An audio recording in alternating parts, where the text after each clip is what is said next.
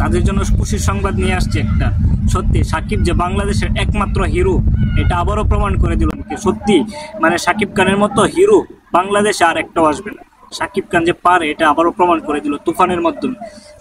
তুফান এরকম একটা হচ্ছে সিনেমা যেটার মধ্যে অ্যাকশন আছে, শুধু অ্যাকশনই অ্যাকশন, এটাতে অ্যাকশনে ভরপুর। যারা অ্যাকশন সিনেমা দেখতে পছন্দ করেন তারা অবশ্যই তুফান সিনেমাটা দেখবেন সাকিব খানের। এবং সাকিব খান বাংলাদেশের মানে সাকিব খান যে বাংলাদেশের একমাত্র হিরো এটা আবারও প্রমাণ করে দিল। সাকিব খানের সাথে তুলনা করার মতো এরকম কোনো হিরোর এখনো জন্ম হয় নাই বাংলাদেশে, আর হবেও কিনা জানি না। সাকিব খানের এই সিনেমাটার জন্য শুভকামনা রইল সব। সাকিব খানের প্রত্যেকটা সিনেমায় যেন ব্যবসা সফল হয় এবং বাংলাদেশে সব থেকে যতগুলো সিনেমা রিলিজ পাবে সব সিনেমার থেকে যেন উপরে সাকিব খানের সিনেমা ব্যবসা সফল হয়। আর সাকিব খান ছাড়া বাংলাদেশে এখন বর্তমানে কোনো হিরো নাই।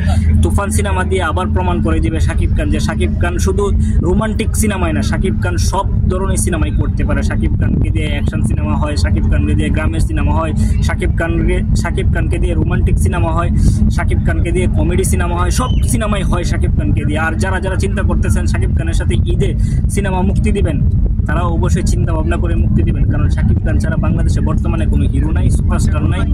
আর আপনারা যদি সাকিব খানের সাথে অন্য কোনো সিনেমা মুক্তি দেন অবশ্যই আপনারা বড় আকারের একটা লসের সম্মুখীন হবেন।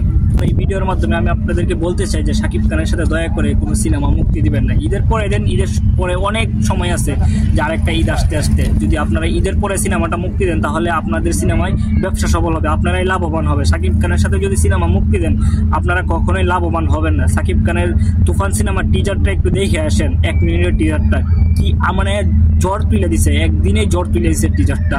মানে চঞ্চল চৌধুরীর হাসিটা আর সাকিব খানের রাইফেল দিয়ে এভাবে গুলি করাটা, এটা মানে অসাধারণ লাগছে। মানে যারা সাকিব খানের দর্শক আছে, সাকিবিয়ানদের জন্য একটা খুশির সংবাদ নিয়ে আসছে সাকিব খান এই সিনেমাটার মাধ্যমে। যে সাকিব খান এখনো ফুরিয়ে যায় না, সাকিব খান একের পর এক ধামাকাদার সিনেমা উপহার দিচ্ছে বাংলাদেশের জনগণকে।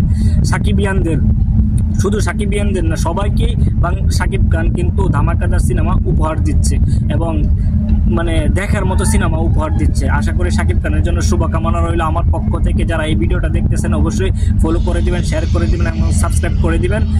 আমার জন্য দোয়া করবেন, আপনাদের জন্য দোয়া করি। আর সাকিব ভাইয়ের জন্য শুভকামনাটা অবশ্যই কমেন্টস বক্সে জানিয়ে দিবেন, যেন সাকিব ভাই এভাবে আরও ভালো ভালো সিনেমা আমাদেরকে উপহার দেয়, আমরা যেন মানে এই সিনেমা দেখে বিনোদন পাই সাকিব খানের কাছ থেকে।